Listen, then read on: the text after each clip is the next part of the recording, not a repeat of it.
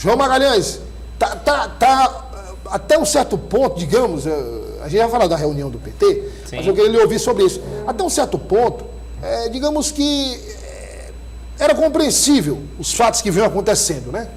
Agora parece que começa a dar sabe, um cavalo de pau, como se diz popularmente, porque o Tasso vai falar sobre isso, você também, o Elias. Lá atrás, e não precisava nem dizer isso, porque isso é natural em qualquer processo, pode não ser só este critério, mas este é o primeiro. Sim. Que é a pesquisa eleitoral, João. Como é que você vai botar alguém que não é competitivo? É preciso mensurar a aceitação em relação aos nomes. Até rejeição. Muita gente diz a pesquisa é a fotografia do momento. Sim, mas é a que serve como base, claro, para as decisões naquele momento. E outra não vai ser feita só aquela, vai evoluindo, fazendo outras. As qualitativas também, né? Porque muitas vezes o candidato não é conhecido ainda, mas com base nas respostas do que a população quer, pode ser que ele se encaixe naquele perfil. Não, dá para seguir esse caminho e a gente encaixar nesse perfil. Aí agora nós vamos comentar o vereador Dudu diz, olha, pesquisa não define nada. Mas como não define nada, João? É preciso certamente Parece assim, ó, que alguns não querem se adequar à realidade, ou seja, as pesquisas mostram isso, então nós temos que nos adequar. É para isso que o João citou aqui, pesquisa qualitativa. É para isso. Exatamente. Pesquisa quantitativa também, mas principalmente qualitativa. Parece que as pessoas, algumas, estão tentando moldar os fatos de acordo com os interesses delas. Isso, aí não vai, João, não funciona. Porque normalmente é aquela história, para você enfrentar um problema, o primeiro passo é reconhecer a realidade, né? Reconhecer o problema como ele é. Exatamente. Se você não coloca os pés na realidade, fica difícil lá na frente você dar de cara e enfrentar esse problema. Eu sou um candidato que tenho alta popularidade, baixa rejeição, consigo me adequar aos critérios estabelecidos nas pesquisas qualitativas. Não sou muito conhecido, né, não sou muito conhecido pela população, mas mesmo assim o João, na hora da avaliação, ele tem tudo isso e mais alguns pontos positivos. Olha, você vê aí que o Douglas é muito parecido com o João Magalhães. Aí quer empurrar minha candidatura. Falou assim, não, o João não tem pelo menos 1 ou 2 ou 3 itens melhores do que eu, e o resto não é igual. Então, de acordo com os critérios, o João leva vantagem. Que adianta empurrar a força, o nome, como o João disse, e não funcionar e perder, não é? Quer dizer, você ter apoio de governador, de presidente da república, de vários partidos e perder a eleição. Não adianta nada. Por quê? Porque eu estou moldando, como disse o João, os fatos à minha realidade, ou seja, a realidade que eu quero que seja a realidade vencedora, e não me aliar àquela realidade que os fatos, e o que importa são os fatos, mostram. Bom, falando de realidade, vamos falar de uma que é realidade mesmo, que aconteceu. João Magalhães, rapaz, foi uma reunião, digamos, né? De caciques, né? De caciques no bom sentido, de grandes nomes do PT, dos mandatários do PT. O ministro Wellington Dias, Rafael Fonteles, governador Rafael Fonteles, a ex-governadora Regina Souza, o vice-presidente estadual do PT, né, Pedro Calixto, e também, aí como você vê na imagem, o presidente municipal do partido, Cícero Magalhães, aqui de Teresina. Os 4 reunidos para discutir a estratégia do partido para as eleições de 2024. E aí é bom que a gente já faz um destaque. Muito tinha se comentado que o ministro Wellington Dias estava meio ausente dessas discussões, mas o que a gente observou desde ontem é que isso não procede. Pelo contrário, ele está presente nas discussões, faz questão de mostrar o seu olhar sobre esse processo eleitoral. Claro que tem as preferências pessoais e, por ser, vamos dizer assim, um grande cacique no Partido dos Trabalhadores, não vai se omitir desse processo eleitoral. E aí a gente destaca também a presença de Regina Souza, ex-governadora, presidente do partido, ex-presidente do partido e, claro, sempre visto como uma grande liderança, muito respeitada pelos demais membros do Partido dos Trabalhadores, o que demonstra que esse encontro de ontem foi, de fato, bastante relevante, Douglas. E um encaminhamento desse encontro foi exatamente a de que o Partido dos Trabalhadores deve definir o nome que vai disputar a Prefeitura de Teresina até agosto. Pelo menos os principais caciques da sigla entendem que em agosto o PT já deve ter o nome do candidato que vai disputar a prefeitura em 2024, porque haverá então tempo suficiente para trabalhar esse nome na pré-campanha. É bom lembrar que ainda existem 3 nomes como pré-candidatos: o deputado federal Merlong Solano, o deputado estadual Fábio Novo e também o presidente da Assembleia Legislativa, Franzé Silva. E agora, com esse prazo, vamos dizer assim, não determinado, mas indicado pela cúpula do partido, é claro que é mais um reforço, né, nessa perspectiva de que o PT realmente deve agilizar o seu processo de escolha.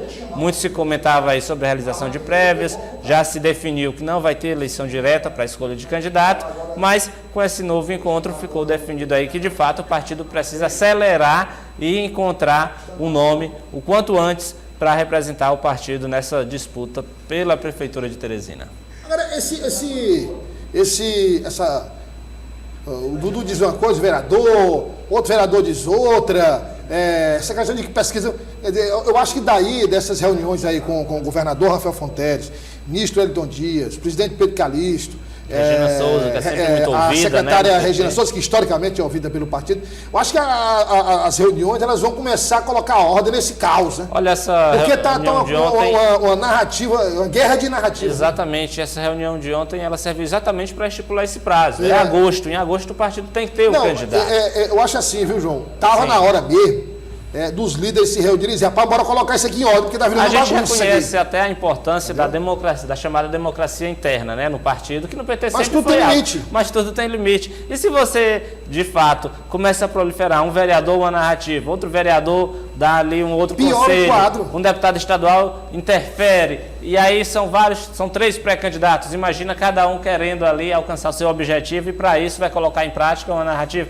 Então, de fato, ou alguém chega e diz, olha, o caminho é esse, ou então a gente, de fato, pode perceber aí que a própria democracia interna do PT pode atrapalhar o projeto do partido e unificar em torno de um nome, e principalmente quando a gente nem tem os critérios bem definidos para a escolha desse nome, porque aí fica algo mais subjetivo, o que abre margem, obviamente, para várias interpretações. Só para encerrar, João, eu acho que essa é a primeira de várias outras que deverão ocorrer. Inclusive amanhã na minha coluna no Roda Viva, no Jornal Dia, eu trago uma coluna, acho que foi hoje, não foi não? Eu falei, Nenê? Foi a de hoje? Foi a de hoje. Ô Rafael, se puder, se for possível, você pode colocar a coluna Roda Viva aí na tela? Tira o GC aí e divide a tela comigo, com o João, a coluna. É possível não? Se for possível, só pra gente... Porque tem uns recados aí do governador. Certamente. Por exemplo, eu conversei com o interlocutor lá do Palácio de Karnak, mas vem cá, puxa, essa história aí do cara, por exemplo, você não vai... Aí na tela, Roda Viva aí, ó. Tá aí na tela. Sobe aí, pode subir.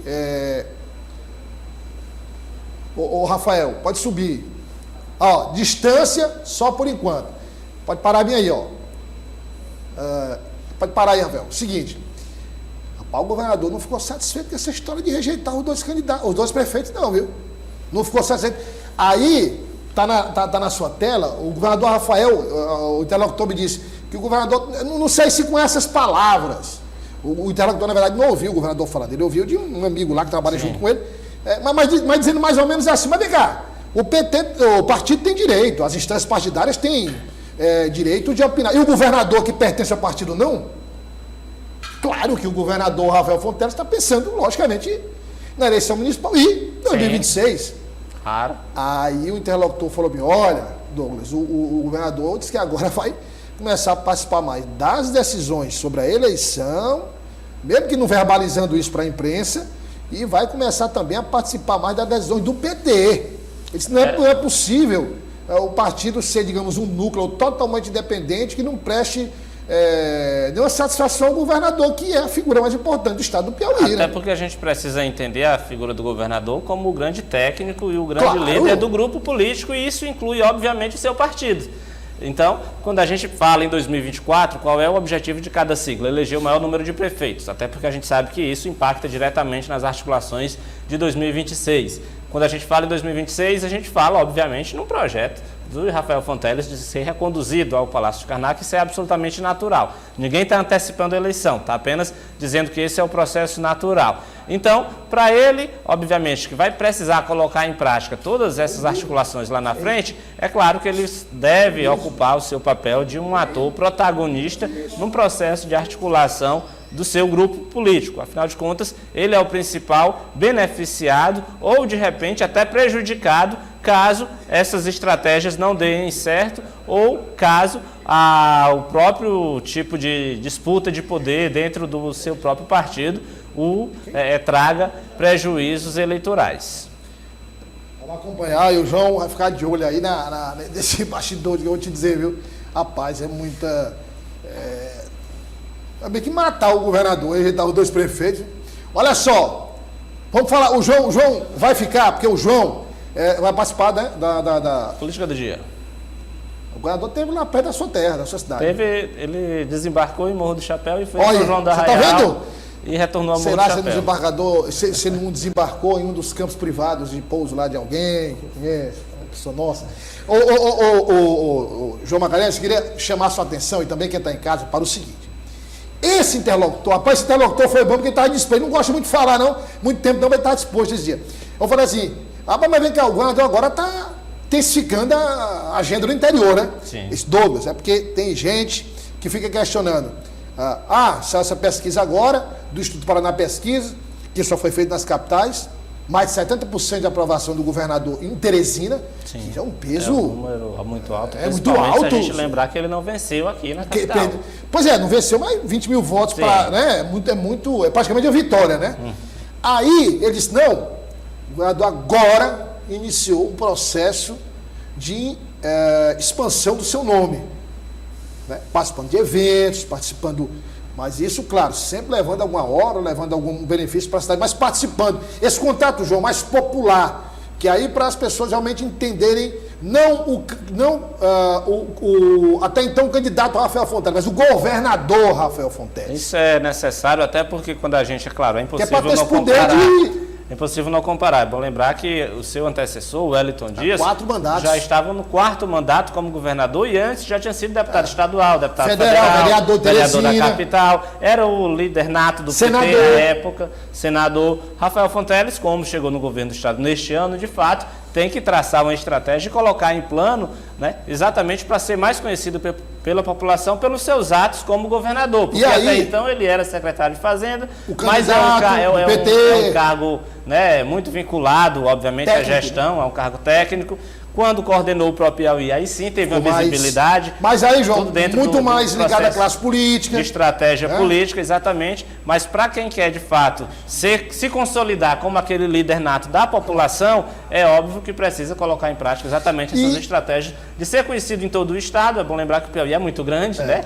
Tem muitas regiões. Fica cristalizado na cabeça das pessoas. O governador do estado é ele. Principalmente quando visitar essas regiões, levar, de fato, algum benefício prático para as pessoas ligarem o governador a essas obras. E nessa visita, que ele foi de avião, né? Sim. Aí, que ele pousou lá em Morro do Chapéu, nós separamos um vídeo do governador, que é simples o vídeo. Você que está em casa pode dizer assim, o vídeo do governador é simples. Pois é, é justamente pela simplicidade do vídeo e pelo contexto do vídeo que simboliza justamente o que a fonte disse. Está começando E aí, proporcionalmente, aos municípios, às regiões, nós vamos trazer esse vídeo já.